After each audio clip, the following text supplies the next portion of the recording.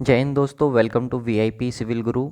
तो guys, exam कोई भी हो, क्वेश्चन हमारा होगा। इसी सीरीज़ को कंटिन्यू करते हुए मैं आप लोग के साथ टॉप 100 एमसीक्यू डिस्कस कर रहा हूँ इन्वायरमेंटल इंजीनियरिंग के, जो पिछले 10 सालों में 10 बार एग्ज़ाम में पूछे गए हैं। आज हमारी क्लास 2 है। अगर क्लास 1 आपने नहीं देखी है तो उसका लिंक मैंने डिस्क्रिप्शन बॉक्स में दे दिया है, वहाँ से जाकर के आप क्लास फर्स्ट देख सकते हैं। तो चलिए स्टार्ट करेंगे क्लास को बिना किसी डिले के।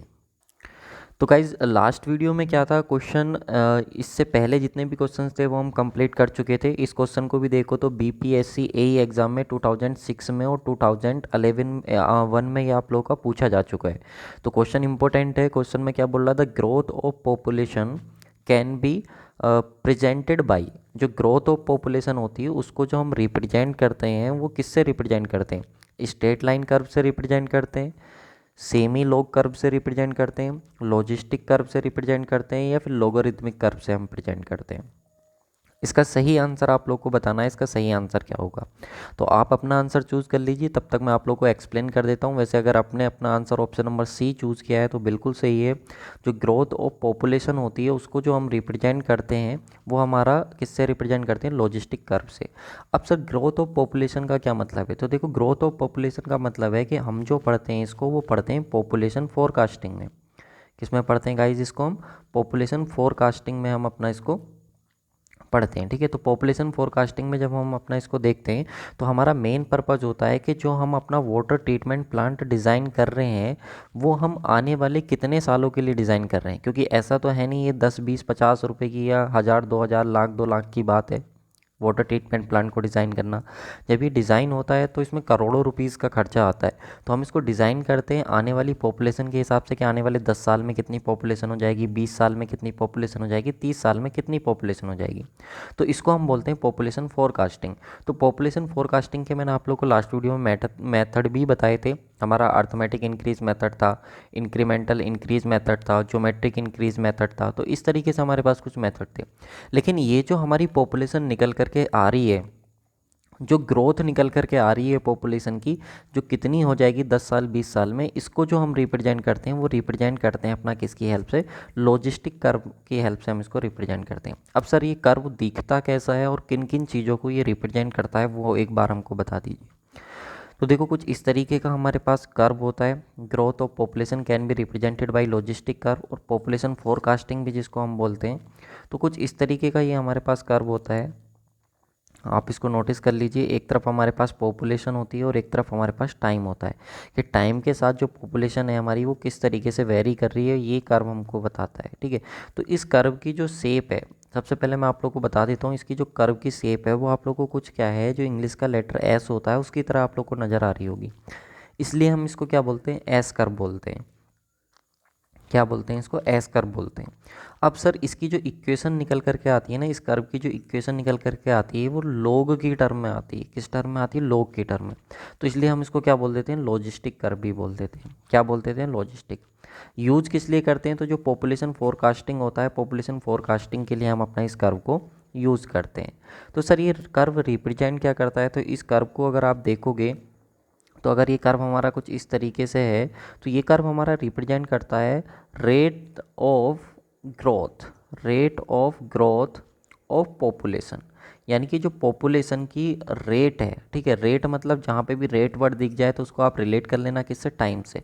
तो यानी कि टाइम के रेस्पेक्ट में जो हमारी पॉपुलेशन है वो किस तरह से ग्रो कर रही है, उस चीज़ को ये रिप्रेजेंट करता है हमारा लॉजिस्टिक कर्व या एस कर्व। ठीक है, अब क्या क्या रिप्रेजेंट करता है सर? तो हमने इसको क्या है, 3 जोन में डिवाइड कर रखा है। अपने इस कर्व को पढ़ने के लिए हमने इसको कितने जोन में डिवाइड कर रखा है? जोन फर्स्ट, सेकेंड और थर्ड, 3 जोन में हम अपना इसको कर्व को क्या है, डिवाइड करके रखते हैं। तो जब सबसे पहले कर्व में आप देखोगे तो पॉपुलेशन की जो रेट होगी वो पॉपुलेशन डीपी होगी, और डीटी क्या हो गया? समय। तो टाइम के रेस्पेक्ट में जो पॉपुलेशन है ये हमारे पास निकल करके आ गई रेट, तो हम इसको क्या बोल देंगे? Rate of population. तो सबसे पहले में जब आप चाहोगे तो रेट ऑफ पॉपुलेशन, जो रेट ऑफ पॉपुलेशन होती है ए से बी, यानी कि फर्स्ट जोन में जब आप जाओगे, तो फर्स्ट जोन में जब आप जाओगे तो रेट ऑफ पॉपुलेशन जो है डीपी ओवर डीटी वो डायरेक्टली प्रोपोर्शनल होती है किसके? पी के। किसके प्रोपोर्शनल होती है? पी के। अब ये हमें कैसे पता चला? तो देखो, जब आप इस कर्व को देखोगे, ए से बी के बीच का कर्व देखोगे, तो आप क्या है, दो अलग अलग पॉइंट पर, टू डिफरेंट डिफरेंट पॉइंट्स पर इसका स्लोप कंसिडर करो। तो मान लो एक पॉइंट आपने ये ले लिया, तो यहाँ पे स्लोप थीटा 1 है, यहाँ पे स्लोप कितना थीटा 2। तो जब इन दोनों स्लोप को आप एनालिसिस करोगे ना, थीटा 1 और थीटा 2 को, तो आप पाओगे कि थीटा 2 जो है वो ग्रेटर देन है थीटा 1 से। तो रीज़न 1 में जो थीटा 2 रहता है वो ग्रेटर देन रहता है थीटा 1 से। अब सर ये थीटा क्या होता है? तो थीटा हमको मालूम है यार, कोई भी कर्व हो, अगर ये एंगल हमारा थीटा है और ये वाई है और ये एक्स है, तो ये अगर हम निकालते हैं तो d y over d x जो निकल करके आता है वही तो हमारे पास थीटा होता है। तो ये थीटा जो निकल करके आता है वो क्या होता है? D y over d x, यानी कि वाई ऑर्डिनेट का एक्स ऑर्डिनेट के रेस्पेक्ट में जो डिफ्रेंसिएशन होता है वो हमको थीटा देता है। तो वैसे ही यहाँ पे वाई ऑर्डिनेट क्या है? पी है, और एक्स ऑर्डिनेट क्या है? टी है। तो जब D P over D T लोगे तो आप यहाँ पे स्लोप निकल करके आएगा कि नहीं आएगा? तो बिल्कुल वही हमने किया। तो यहाँ पे थीटा जो होता है d y over d x होता है, लेकिन यहाँ पे जो थीटा आएगा हमारा वो क्या आएगा? D p y d T. तो ये हमारे पास आया। तो जो फर्स्ट रीजन है, इस फर्स्ट रीजन में हमको मालूम पड़ा थीटा 2 जो है वो ग्रेटर देन है किससे? थीटा 1 से। तो इसका मतलब जो है वो D P over D T जो हो गया हमारे पास डायरेक्टली प्रोपोर्शनल हो गया किसके? पॉपुलेशन के। तो जितना हमारा रेट बढ़ेगा उतना ही हमारा क्या है? पॉपुलेशन बढ़ेगा। तो इसलिए ये जो पहला रीज़न होता है ये सुटेबल माना जाता है किसके लिए? यंग सिटी के लिए। क्योंकि यंग सिटी में जो पॉपुलेशन होती है वो हमारी काफ़ी हाई रेट के साथ इंक्रीज़ होती है। अगर रेट बढ़ेगी तो पॉपुलेशन भी हमारी बढ़ेगी। ठीक है, तो ये हमारे पास होता है यंग सिटी के लिए जो पहला रीज़न का कर्व होता है। अब हम मूव करते हैं सेकंड रीजन में। तो सेकंड रीजन आता है हमारा कौन सा? B two D. तो बी टू डी में जब आप जाओगे तो यहाँ से यहाँ तक देखोगे तो एक स्ट्रेट लाइन नज़र आ रही होगी। तो यहाँ पे एंगल ले लो, आप मान लो आपने एंगल ले लिया थीटा 1 और यहाँ पे एंगल ले लिया थीटा 2। तो जब एक स्ट्रेट लाइन होती है और उससे जब दो एंगल आप देखोगे थीटा 1 और थीटा 2, तो यहाँ पर पाओगे कि थीटा 1 जो है वो थीटा 2 के इक्वल है। थीटा 1 अगर थीटा 2 के इक्वल है तो इसका मतलब क्या है कि यहाँ पर जो रेट होगी, यहाँ पर जो रेट होगी वो क्या होगी? कांस्टेंट होगी। क्योंकि जब आपका थीटा चेंज ही नहीं कर रहा, थीटा 1 थीटा 2 के इक्वल है, जब थीटा चेंज ही नहीं कर रहा तो रेट क्या हो जाएगी? कांस्टेंट। इससे पहले रीजन में थीटा 2 बढ़ जा रहा था किससे? थीटा 1 से। अगर थीटा 2 बढ़ जा रहा था थीटा 1 से तो इसका मतलब रेट क्या थी? हमारी इंक्रीज़ कर रही थी। रेट क्या थी? हमारी इंक्रीज़ कर रही थी, क्योंकि स्लोप बढ़ रहा था। और स्लोप ही किस चीज़ को रिप्रेजेंट करता है? रेट को रिप्रेजेंट करता है। तो अगर स्लोप बढ़ रहा है तो रेट बढ़ रही, रेट बढ़ रही तो पॉपुलेशन बढ़ रही थी। लेकिन यहाँ पे अगर आप देखो तो यहाँ पे थीटा हमारा बढ़ ही नहीं रहा, थीटा ऑलमोस्ट क्या इक्वल है। तो अगर थीटा ऑलमोस्ट इक्वल है तो यहाँ पर रेट क्या होगी? हमारी कांस्टेंट। तो अगर रेट कांस्टेंट होती तो हम इसको यूज़ करते हैं अपना ओल्ड सिटी के लिए। किसके लिए यूज़ करते हैं इस कर्व को? ओल्ड सिटी के लिए। उसके बाद चलते हैं हम रीजन थर्ड में।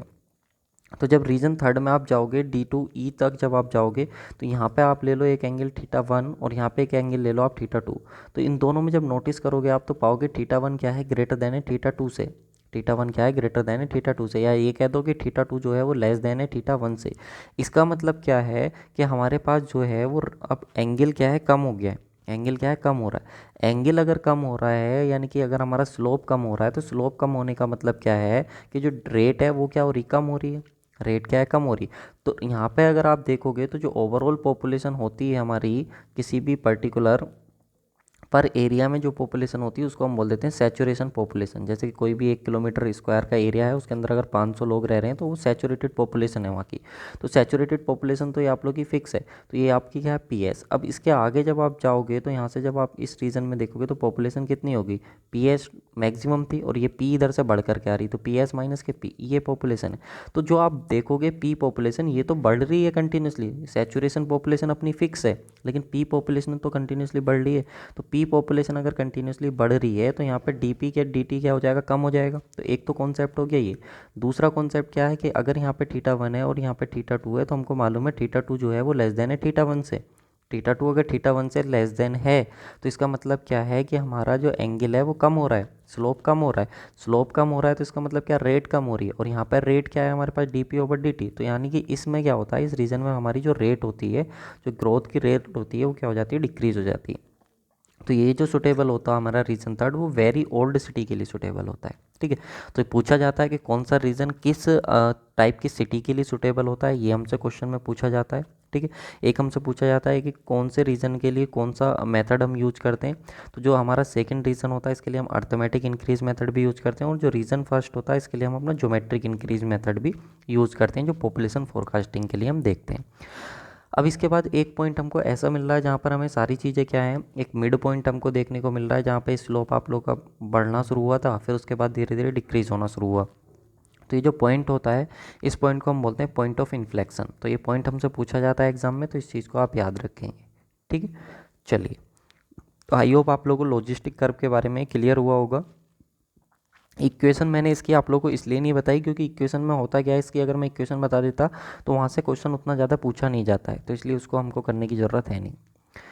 चलिए नेक्स्ट क्वेश्चन हमारे पास आता है, the average domestic consumption of water in a city under normal condition. Normal condition में हमको बताना है क्योंकि हमको डोमेस्टिक कंजम्पशन भी, डोमेस्टिक डिमांड भी हमारी अलग अलग होती है, लेकिन नॉर्मल कंडीशन में अगर पूछिए तो नॉर्मल कंडीशन में जो हमारी डोमेस्टिक डिमांड होती है वो कितनी होती है, 135 litre per capita per day होती है। ये भी आपका यूपी पीएससी एई स्टेट इंजीनियरिंग का एग्ज़ाम है, 2008 में भी 2007 में भी पूछा गया है, तो अच्छा क्वेश्चन है। तो यहाँ पे मैं आप लोग को अलग अलग डिमांड बता देता हूँ कि कहाँ पर कितनी डिमांड हमको देखने को मिलती है। तो अगर हम बात करें डोमेस्टिक वाटर डिमांड की, तो मैंने आपको बताया 135 से लेकर के 225 तक होती है, क्योंकि अगर मिनिमम बात करें तो 135, और अगर आप लोगों का सिटी का फ्लैशिंग सिस्टम अच्छा है तो ये सारी चीज़ें अगर बढ़िया हैं तो वहाँ पर 225, या फिर लिविंग स्टैंडर्ड उनका हाई है तो 225 तक चली जाती है डोमेस्टिक डिमांड।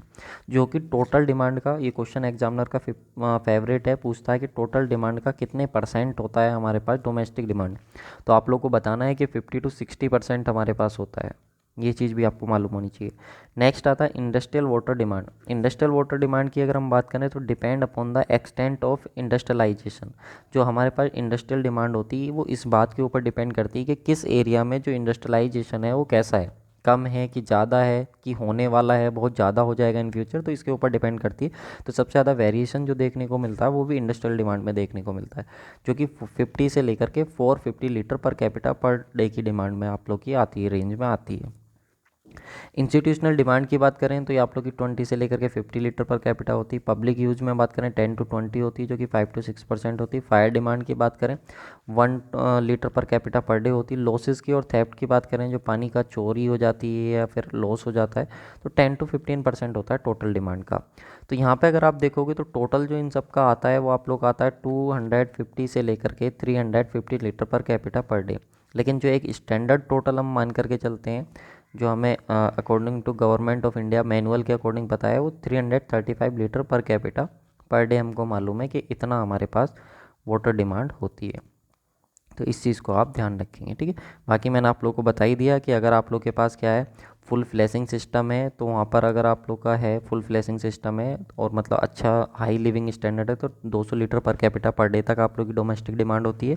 लेकिन लो इनकम ग्रुप की अगर कॉलोनी है तो वहाँ पर 135 litre per capita per day की भी बात होती है। तो ये डिपेंड करता है कि किस तरह की वहाँ की क्या है,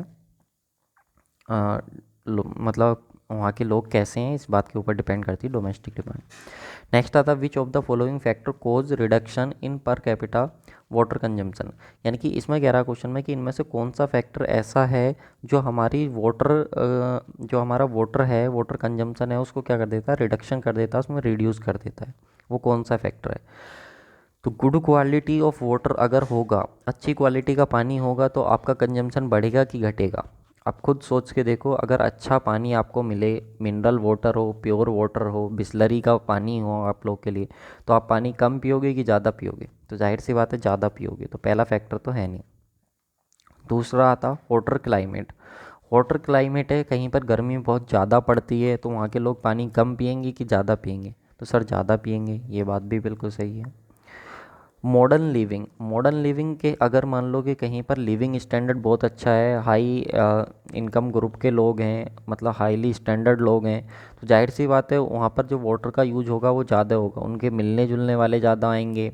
उनको क्या है कि ये मान के चलो आप उनका जो स्विमिंग पूल होगा उसका पानी अलग होगा, हर चीज़ का मतलब उनका जो लिविंग स्टैंडर्ड है वो बहुत ज़्यादा है। उनको अपने हॉर्स पालने तो उनको नहलाने के लिए पानी का अलग से सिस्टम होगा। उनका डॉगी है तो उसको नहलाने के लिए अलग से, मतलब वो हाईली मतलब डिमांडेबल होता है, वो ज़्यादा पानी यूज करते हैं। तो मॉडर्न लिविंग स्टैंडर्ड होगा तो पानी वो ज़्यादा यूज करेंगे।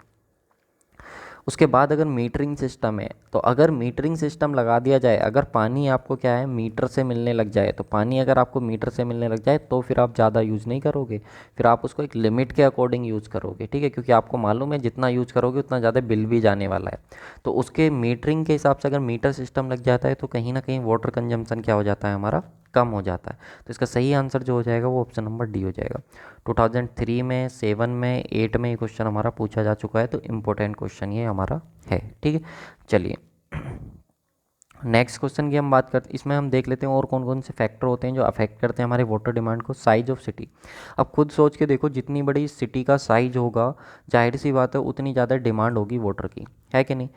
टाइप ऑफ जेनेट्री, टाइप ऑफ जेनेट्री का मतलब होता है लिविंग स्टैंडर्ड। अगर कहीं का किन जिन लोगों का लिविंग स्टैंडर्ड ज़्यादा है तो वाटर डिमांड भी ज़्यादा होगी। लिविंग स्टैंडर्ड लो है, लो इनकम ग्रुप के लोग हैं, तो वाटर डिमांड भी क्या होगी, कम होगी। तो अगर टाइप ऑफ जेनेट्री की बात करें, लिविंग स्टैंडर्ड अच्छा है तो डिमांड भी क्या होगी, ज़्यादा होगी। क्लाइमेटिक कंडीशन की बात करें तो मैंने आप लोग को बता ही दिया, हॉटर क्लाइमेट है तो वाटर ज़्यादा चाहिए होगा। और अगर कूलर है, विंटर की बात हो रही है, जाड़ों की सर्दियों की बात हो रही है, तो उस समय वाटर कम चाहिए होगा। एक्सटेंड ऑफ इंडस्ट्रियलाइजेशन, अगर इंडस्ट्री हमारी बढ़ रही है किसी एरिया में तो डिमांड भी जाहिर सी बात है बढ़ने के पूरे पूरे चांसेस हैं। टाइप ऑफ सीवरेज सिस्टम, अगर कहीं का सीवरेज सिस्टम जो है, जो पानी जहाँ से सीवेज हमारा ड्रेन आउट होता है, पानी बाहर निकलता है, अगर वो अच्छा है, जो वेस्ट वाटर है, वेस्ट वाटर निकलने के लिए वहाँ की, जो आप कह सकते हो जैसे विलेज में अगर रिलेट करो, अगर किसी गांव में पानी को निकालने के लिए नालियाँ एकदम बढ़िया हैं तो वो ज़्यादा से ज़्यादा पानी को यूज कर सकते हैं कि पानी कोई रुकेगा नहीं, आराम से निकल जाएगा। वैसे सिटी में अगर ड्रेनेज सिस्टम बढ़िया है तो वो आराम से यूज़ करेंगे खूब पानी। लेकिन अगर ड्रेनेज सिस्टम बेकार है, ऐसा है कि पानी आपने यूज़ करा और पानी आपके घर के बाहर भरा रहता है, तो आप एक बार को सोच करके थोड़ा पानी यूज करते हो। तो ये कहीं ना कहीं फैक्टर क्या होते हैं, इन्वॉल्व होते हैं। तो अगर सीवरेज सिस्टम अच्छा है तो डिमांड भी क्या होगी, ज़्यादा होगी। कॉस्ट ऑफ वाटर, अगर पानी आपके एरिया में महंगा है तो आपकी डिमांड कम हो जाएगी। क्वालिटी ऑफ वाटर अच्छा होगा, मैंने बताया मिनरल बिस्लरी वाटर आपको मिलेगा तो आप हाईली डिमांड होगी वाटर की। प्रेशर डिस्ट्रीब्यूशन सिस्टम, आपका एरिया में जो वाटर डिस्ट्रीब्यूट होता है, अगर वो किसी वाटर टैंक से डिस्ट्रीब्यूट हो रहा है और उसका प्रेशर अच्छा है, अच्छे प्रेशर के साथ पानी आता है, तो वो आप ज़्यादा यूज़ कर पाओगे। कम प्रेशर के साथ पानी आता है तो कम यूज़ कर पाओगे। तो ये भी यहाँ पे भी आप लोग की डिमांड बढ़ती है। टाइप्स ऑफ डिस्ट्रीब्यूशन सिस्टम, किस तरीके का डिस्ट्रीब्यूशन सिस्टम है, इसके ऊपर भी डिपेंड करता है कि कंटिन्यूस है कि इंटरमिटेंट सिस्टम है, किस टाइप का सिस्टम है। इन फैक्टर के ऊपर भी क्या है हमारा डिपेंड करता है कि क्या हमारी वाटर डिमांड होने वाली है। तो दोस्तों, आप लोग को मालूम है कि आपके काफ़ी प्यार और डिमांड की वजह से मैं आप लोग के लिए कोर्स लेकर के आया था और सुदर्शन बैच मैं आप लोग के लिए लॉन्च करा था। और आपका प्यार, इतना प्यार मुझे मिला, इतना सपोर्ट मुझे मिला कि मैंने उम्मीद भी नहीं करी थी कि इतना आप सपोर्ट करोगे मुझे। क्योंकि मैंने आप लोग के लिए कोर्स लॉन्च करा था Sudarshan batch all India AJE exam के लिए। मैंने बोला था एग्ज़ाम कोई भी हो, क्वेश्चन हमारा ही होगा, इतनी मेहनत मैं आप लोग के लिए करके दूंगा। और वो मेहनत कहीं ना कहीं हमारी क्या है, सफल हो रही है। तो मैं आप लोग के लिए 25,000 प्रीवियस ईयर के क्वेश्चन डिस्कस कर रहा हूँ। जैसे अभी मैं आप लोगों को करा रहा हूँ सेम वैसे ही हर सब्जेक्ट के, देखो यहाँ पे लिखा हुआ सब्जेक्ट वाइज ही नहीं बल्कि चैप्टर वाइज मैं आप लोग क्वेश्चन करा रहा हूँ। यहाँ पे आप लोग को इतना फ़ायदा होने वाला, आपने एक चैप्टर की थ्योरी पढ़ी, आप उस चैप्टर के क्वेश्चन हमारे इसमें आकर के लगाइए बैच में, तो आप लोग को बहुत बेनिफिट हो जाएगा। और 25,000 क्वेश्चन इतने होते हैं कि आपने अगर एक बार लगा लिए तो आप फिर कभी भी किसी भी AJE एग्ज़ाम में बैठ जाना, आपको उससे बाहर क्वेश्चन देखने को नहीं मिलेगा। तो इस बैच को अगर आप ज्वाइन करना चाह रहे हो तो फीस बहुत नॉमिनल है। अभी आप इसके लिए क्या कर सकते हो, विपिन सर 10, ठीक है, VIPINSIR, विपिन सर 10 लगा दोगे तो 10% ऑफ आप लोग को मिल जाएगा। लिंक मैंने डिस्क्रिप्शन बॉक्स में दी हुई है, एप्लीकेशन डाउनलोड करके ज्वाइन करो और इसका फ़ायदा लो। अगर आपका कोई भी, देखो इसमें फ़ायदा क्या आप लोग को बताऊं मैं, सबसे बड़ी प्रॉब्लम क्या है, एक तो हमें चैप्टर वाइज क्वेश्चन नहीं मिलते सिविल इंजीनियर को, सब्जेक्ट वाइज तो खूब मिल जाएंगे लेकिन चैप्टर वाइज जल्दी से क्वेश्चन नहीं मिलते। फिर दूसरी बात क्या, अगर आप खुद से क्वेश्चन करने लगो तो आप 100 क्वेश्चन करने में पूरा दिन अपना गवा दोगे। लेकिन यहाँ पर वही 100 क्वेश्चन आपको 2 से 3 आवर्स में आप लोग को मिल जाएंगे, साथ में PDF मिल जाएगी। इन फ्यूचर रिवीजन करो तो आप क्या कर सकते हो, अपनी इफ़िशियंसी को बढ़ा सकते हो। अगर आपकी इफ़िशियंसी ज़्यादा होगी, कम टाइम में ज़्यादा चीज़ें कवर कर पाओगे, तो आपके सिलेक्शन के चांसेस बाकी स्टूडेंट के रेस्पेक्ट में बहुत बढ़ जाएंगे। तो सबसे ज़्यादा अगर हमारा आप लोगों ने प्यार दिया अगर किसी बैच पे, तो वो आप लोग का सुदर्शन बैच है। तो जाइए ज्वाइन कीजिए और अपने जिस ड्रीम है, अपने मम्मी पापा की जो ड्रीम है उनको सक्सेस कीजिए, मेहनत कीजिए, क्वालिटी कंटेंट पे वर्क कीजिए। और स्लोगन हमारा वही रहेगा, एग्ज़ाम कोई भी हो क्वेश्चन हमारा होगा, ठीक है। तो चलिए अपना वापस क्वेश्चन पे आ जाते हैं। तो चलिए गाइस, नेक्स्ट क्वेश्चन हमारा क्या बोल रहा है, the daily per capita consumption of water apparently increase with. अब हमसे कह रहा है कि per capita, daily per capita consumption जो है वाटर का कंजम्पशन हम कैसे इंक्रीज कर सकते हैं, ये हमको बताना है। तो एक बात बताओ भाई, अभी मैंने आप लोगों को सारे फैक्टर्स बताए थे कि जो हमारे फैक्टर्स हैं जो अफेक्ट करते हैं वाटर डिमांड को, वो सब मैंने आपको बताए थे। सबसे पहला आ रहा हाइयर स्टैंडर्ड ऑफ लिविंग।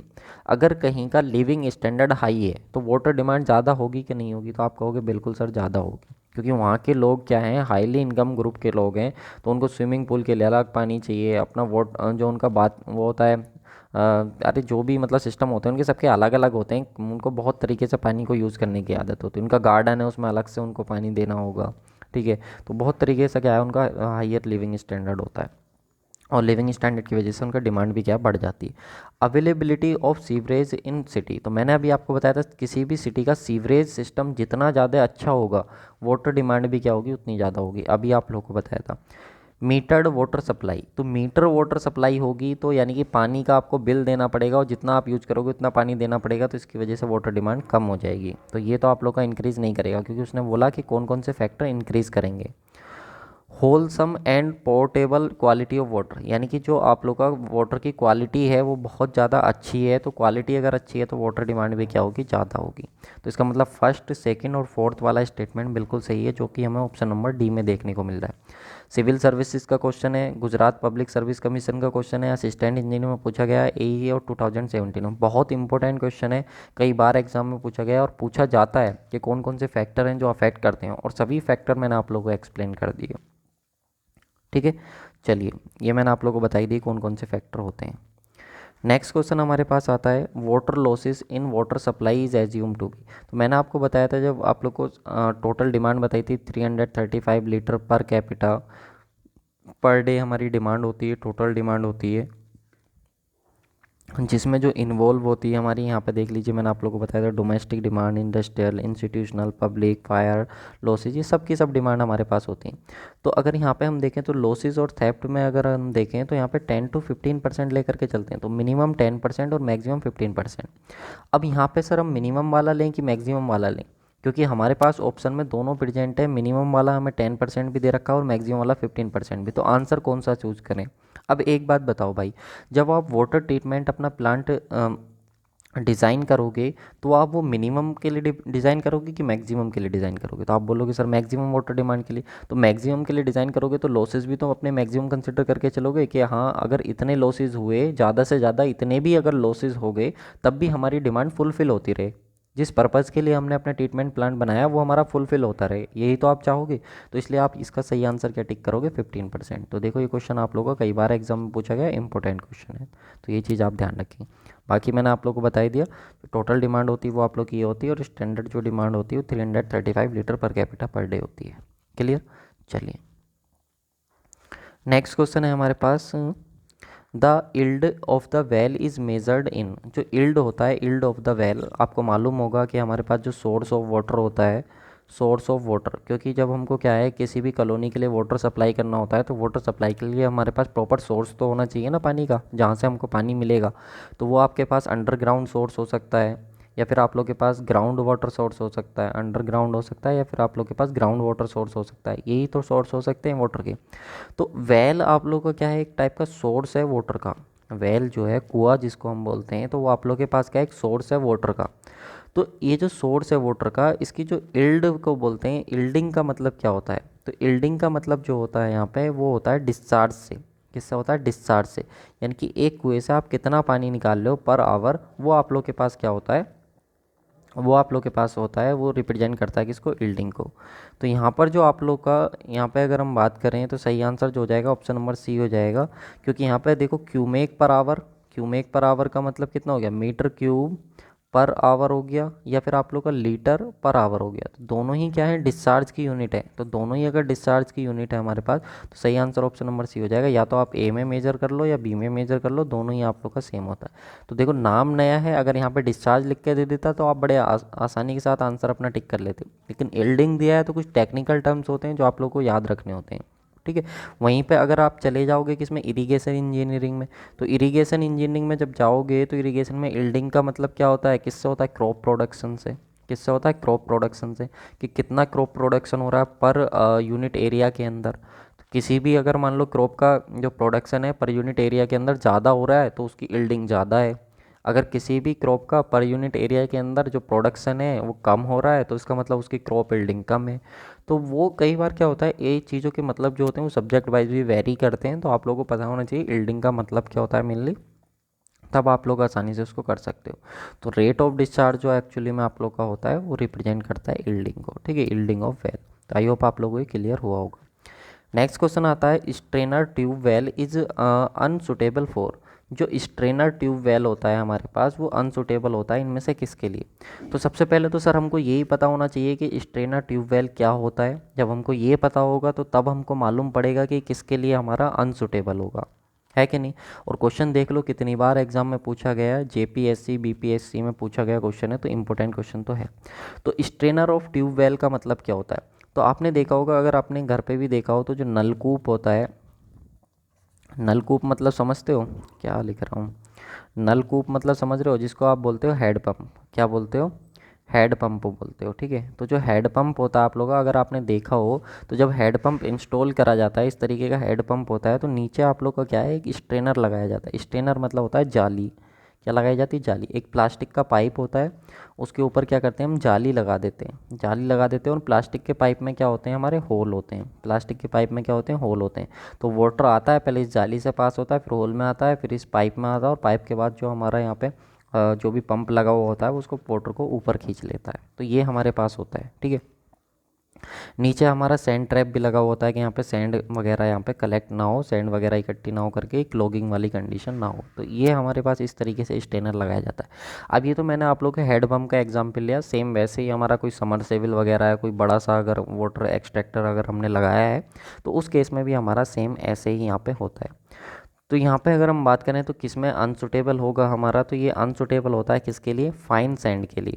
बाकी हार्ड स्ट्रेटा है, कोर्स ग्रेवल है, क्ले स्ट्रेटा है, तो इनमें हमें कोई दिक्कत नहीं होती। लेकिन फाइन सैंड जब होती है, तो फाइन सैंड में जो हमारी स्ट्रेनर होती है, क्या होती है? स्ट्रेनर। स्ट्रेनर मतलब जाली, जो जाली लगी हुई होती है वो क्लॉग हो जाती है। क्लॉग हो जाती है यानी कि उसके वॉइड्स क्या हो जाते हैं, बंद हो जाते हैं। अगर उसके वॉइड्स बंद हो जाते हैं तो फिर पानी आएगा नहीं, तो जो डिस्चार्ज की कैपेसिटी होती है वो हमारी कम हो जाती है। तो हम जो स्ट्रेनर को अपना देखते हैं, तो स्ट्रेनर जो होता है हमारा, स्ट्रेनर ट्यूबवेल, वो अनसुटेबल माना जाता है फाइन सैंडी स्ट्रेटा के लिए। तो अगर फाइन सैंडी स्ट्रेटा है तो उसमें हमारा क्या है, ये अनसुटेबल होगा। तो ये चीज़ आप लोग को क्या है यहाँ पे समझ करके चलनी पड़ेगी। क्लियर है? तो आई होप आप लोग को ये क्वेश्चन भी क्या है, क्लियर हुआ होगा। फिर भी अगर कोई डाउट रह जाता है तो कमेंट बॉक्स खुला हुआ है, आप लोग वहाँ पे पूछ सकते हो। और यार वीडियो को लाइक करने के लिए नहीं कहता हूँ, तो प्लीज़ यार लाइक कर दिया करो। ऐसा नहीं है वीडियो को आप लोग लाइक नहीं करते हो, तो प्लीज़ वीडियो को लाइक कर दिया करो, अपने दोस्तों के साथ शेयर कर दिया करो। आप लोग को मालूम है कि कितनी मेहनत करनी पड़ती है एक लेक्चर को बनाने के लिए। आप लोग को लगता होगा कि सर 30 मिनट का लेक्चर है तो एकदम से हो गया हो। इस 30 मिनट के लेक्चर के पीछे 1 घंटे की अलग से एक्स्ट्रा मेहनत होती है। तो अगर इतना एफर्ट मैं आप लोग के लिए कर रहा हूँ, तो आप लोग का भी यार थोड़ा सा तो ड्यूटी बनती है कि अपने दोस्तों के साथ वीडियो को शेयर करो, लाइक करो और सपोर्ट करो। कमेंट करके बताओ कि कंटेंट आप लोगों को कैसा लगता है। सिर्फ आपको कमेंट कमेंट भी नहीं करते हो यार आप लोग। प्लीज़ यार कमेंट तो एटलीस्ट क्या ही करो। चलो यहाँ पे देखते हैं the permissible colour of domestic water on platinum cobalt scale. हमको बताना है जो परमिसिबल कलर होता है for domestic water on platinum cobalt scale वो क्या होता है, ठीक है। परमिसिबल कलर, उसके बाद हम यानी कि एक तरीके से हमारे पास क्या होता है, जितने भी हमारे पास फिजिकल पैरामीटर होते हैं उनमें एक कलर हमारे पास होता है। तो कलर की एक तरीके से लिमिट हमसे पूछी है, ठीक है। Maximum permissible colour for domestic supply based on cobalt scale. Cobalt scale के अकॉर्डिंग हमको बताना है कि मैक्सिमम परमिसिबल कलर लिमिट कितनी होती है। ये देखो क्वेश्चन हमारा पूछा जा चुका है 1998 में, इंपॉर्टेंट है। तो सबसे पहले अगर हम बात करें कलर की, तो हमारे पास क्या हो, फिजिकल क्वालिटी पैरामीटर होते हैं। फिजिकल क्वालिटी पैरामीटर होते हैं जैसे कि हमारे पास सस्पेंडेड सॉलिड है, टेम्परेचर है, ठीक है, ऑर्डर एंड टेस्ट है, ऑर्डर एंड टेस्ट है वाटर का, ठीक है, कलर है। तो ये सब के सब क्या होते हैं, हमारे पास फिजिकल पैरामीटर होते हैं जिनको हम सेंस के थ्रू, ठीक है, या टर्बिडिटी है, क्या है, टर्बिडिटी है, इनको आप क्या कर सकते हो, सबको सेंस कर सकते हो। अगर एक पानी है, पानी का एक गिलास आप लोग को ला करके दिया, उसके अंदर पानी है, वो आप लोग को ला कर दिया, अगर वो टर्बिडिटी है, उसके अंदर पानी गंदा है, तो आप पियोगे नहीं ना। आपने उसको देख करके ही पहचान लिया कि यार ये तो गंदा है। तो वो चीज़ें जिनको आप सेंस कर सकते हो, सिर्फ देख करके, सूंघ करके, सुन करके, आप अपने जो सेंसेबल ऑर्गन है उनसे पता कर सकते हो। टेम्परेचर, जैसे पानी गर्म है तो आप नहीं पियोगे, ज़्यादा गर्म पानी है तो क्यों पियोगे भाई, तो आपने सेंस कर लिया उसको। तो ये जो सेंसेबल जो प्रॉपर्टी होती हैं जिनको आप सेंस कर सकते हो, फिजिकल क्वालिटी पैरामीटर होती हैं हमारी वाटर सैंपल की। जिसमें से कि कलर भी एक फिजिकल क्वालिटी पैरामीटर है। तो चलिए इसके कलर को मैं आपको एक्सप्लेन कर देता हूँ। कलर आता कहाँ से है वाटर के अंदर? तो जिस सोर्स से आपने वाटर को लिया है, जिस सोर्स से आपने वाटर को लिया है सप्लाई करने के लिए, अगर उसमें ऑर्गेनिक और इनऑर्गेनिक सॉलिड प्रेजेंट हैं, तो ऑर्गेनिक और इनऑर्गेनिक सॉलिड जो होते हैं वो रेस्पॉन्सिबल होते हैं किसके लिए? हमारे कलर के लिए। तो उन्हीं में से क्या आता है? हमारा कलर आता है। अब ऑर्गेनिक इनऑर्गेनिक सॉलिड जो होते हैं वो प्रेजेंट होते हैं या तो डिजोल्व सॉलिड की फॉर्म में, या तो टोटल सॉलिड की फॉर्म में, या डिजोल्व सॉलिड की फॉर्म में, यानी या तो सस्पेंडेड सॉलिड होंगे या डिजोल्व सॉलिड होंगे। ठीक है, इस फॉर्म में होंगे। अगर बात करें टोटल सॉलिड की, तो टोटल सॉलिड जो होते हैं वो एपरेंट कलर देते हैं। क्वेश्चन पूछा गया है कि जो टोटल सॉलिड होते हैं वाटर के अंदर, वो वाटर में किस टाइप का कलर देते हैं? तो एपरेंट कलर देते हैं। जबकि जो डिजोल्व सॉलिड होते हैं वो हमारे पास क्या होता है? वो कलर देते हैं ट्रू कलर। कैसा कलर देते हैं? ट्रू कलर देते हैं। ठीक है। अब हमको सर कलर चेक क्यों करना होता है? Why should colour check? हम चेक करते क्यों हैं कलर पानी का? अगर हम बात करें मेनली, अगर पानी का कलर जो है वो ट्रांसपेरेंट है तो कोई दिक्कत नहीं। लेकिन प्रॉब्लम कब होती है? जब पानी हमारा पीला पड़ने लग जाता है, येलोइश कलर हमारा हो जाता है। तो येलोइश कलर जो होता है फिनोल के कारण हमारा होता है। तो कलर कोजिंग कंपाउंड्स कुछ होते हैं, जैसे कि एक फिनोल जो है कलर कोजिंग कंपाउंड है। और जब हम कलर कोजिंग कंपाउंड अगर हमारे प्रेजेंट हैं वाटर के अंदर, और वाटर को जब हम सप्लाई करते हैं, तो आपको मालूम है सप्लाई करने से पहले हम क्लोरीन को ऐड करते हैं एज अ डिसइंफेक्टेंट। और जब एज ए डिसइंफेक्टेंट आप क्लोरीन को ऐड करोगे और कलर कोजिंग कंपाउंड आप लोग के वाटर के अंदर प्रेजेंट है, तो वो क्या बना लेते हैं? कार्सिजोनिक कंपाउंड बना लेते हैं। अब सर ये कार्सिजोनिक कंपाउंड क्या होते हैं? तो कार्सिजोनिक कंपाउंड क्या होते हैं? वो आप लोग के कंपाउंड्स होते हैं जो कैंसर कोजिंग कंपाउंड्स होते हैं। यानी कि आप लोगों को कैंसर हो सकता है अगर आप लोग के वाटर के अंदर कलर प्रेजेंट है। तो अब आप बताओ, एज अ इंजीनियर आप लोग की ड्यूटी बनती कि नहीं बनती कि आप उन कलर कोजिंग कंपाउंड को रिमूव करो? तो आप बोलोगे बिल्कुल सर ड्यूटी बनती है। तो कलर कोजिंग कंपाउंड कैसे होते हैं? जैसे कि फिनोल है, फिनोल अगर है, क्लोरीन आपने ऐड करा, तो यहाँ पे ये कलर कोजिंग कंपाउंड, ये आप लोग का कार्सिजोनिक कंपाउंड बन गया। और ये आप लोग का किसके लिए रेस्पॉन्सिबल होगा? कैंसर के लिए रेस्पॉन्सिबल होगा। अब सर कलर को मेजर कैसे करते हैं? तो कलर को मेजर करते हैं हम, हमारे पास कलर मैचिंग टेक्निक होती है। एक तरफ हमारे पास टेस्ट सैंपल होता है, एक तरफ हमारे पास स्टैंडर्ड सैंपल होता है। दोनों को कलर मैच करा करके, स्टैंडर्ड सैंपल का हमको पता होता है कि क्या कलर है। अगर उसका कलर मैच कर जाता है टेस्ट सैंपल के साथ, तो हम उसका पता कर लेते हैं कि उसका कलर क्या है। ठीक है। पूरा यहाँ पे हम एक्सप्लेन नहीं कर सकते। अगर पूरा इसका आपको एक्सप्लेनेशन चाहिए तो हमारा दूसरा बैच चल रहा है, वन लाइनर प्लस कॉन्सेप्ट। वहाँ पे बड़े अच्छे से मैंने ये चीज़ें एक्सप्लेन कर रखी हैं आप लोग को। ठीक है। इसके बाद अगर हम बात करें तो यहाँ पे जो यूनिट होती है इसकी, वो यूनिट होती है हमारे पास TCU। क्या होती है? TCU होती है। तो TCU जो होती है हमारे पास ट्रू कलर यूनिट होती है। और इसकी जो लिमिट होती है वो आप लोग की एक्सेप्टेबल लिमिट जो होती है वो 5 TCU होती है। और कोज फॉर रिजेक्शन लिमिट जो होती है वो आप लोग के पास 15 TCU होती है। अब सर एक्सेप्टेबल और कोज फॉर रिजेक्शन लिमिट में क्या डिफरेंस है? अगर एक लिमिट के अंदर 5 TCU तक कलर प्रेजेंट है तो हम अपना वाटर सैंपल को सप्लाई कर देंगे। एक वाटर सैंपल है जिसके अंदर हमारा 5 TCU जो है ट्रू कलर यूनिट का जो है वो कलर प्रेजेंट है, तो हम अपना क्या है वाटर को सप्लाई कर देंगे। ये हमारी एक्सेप्टेबल लिमिट है। कोज फॉर रिजेक्शन लिमिट क्या? अगर आपको पानी सप्लाई करना है एक सिटी को, और पानी सप्लाई करने पे आप लोग के पास कोई और सोर्स अवेलेबल नहीं है पानी का, और सिर्फ एक ही सोर्स अवेलेबल है, और उस सोर्स में जो कलर की लिमिट है वो 15 TCU है, यानी कि 15 ट्रू कलर यूनिट है, तो आपको वाटर सप्लाई कर सकते हो। कोज फॉर रिजेक्शन यानी कि ये एक लिमिट है कि आप ये यहाँ तक आप, मतलब ये है कि अगर कुछ ना हो तब आप इस स्टेज में जाओगे। समझ रहे हैं आप? तो 15 TCU का मतलब क्या है कि अगर आपके पास कोई और अवेलेबल नहीं है ऑप्शन, तो आप इस यूनिट तक जा सकते हो। तो वो आप लोग के पास कोज फॉर रिजेक्शन होता है। समझ में आई बात? तो आई होप आप लोग को क्लियर हुआ होगा। तो मैं इतने ही क्वेश्चन रखता हूँ, फिर ज़्यादा बड़ा वीडियो हो जाएगा आप लोग का, तो इसलिए हम इसको यहीं पे, चलो एक और क्वेश्चन देख लो फिर। What is the acceptable limit of pH in drinking water? Drinking water में पीएच की लिमिट कितनी होनी चाहिए? तो पीएच की लिमिट होनी चाहिए 6.5 से 8.5 तक। ठीक है। और आपको मालूम ही है पीएच क्या होती है? एक स्केल होती है जिसकी वैल्यू 0 से 14 तक होती है, जो एसिडिक और बेसिक के बारे में बताती है। अगर हमारे पास 0 से लेकर के 7 तक की वैल्यू है तो वो एसिडिक नेचर को बताएगी, और 7 से लेकर 14 तक है तो वो हमारे पास बेसिक को बताएगी। 7 जो होता है वो न्यूट्रल होता है, न्यूट्रल जो बताता है वो प्योर वाटर को बताता है। ठीक है। तो ये सब हमको मालूम है। और जो रेंज मानी जाती है वो 6.5 से 8.5 तक मानी जाती है। और जो हम मेज़र करते हैं अपना पीएच वैल्यू को, तो वो हमारे पास पोटेंटियोमीटर होता है जिससे हम अपना मेज़र करते हैं। ठीक है। तो ये यहाँ तक हमने अपने क्वेश्चन कवर कर लिए।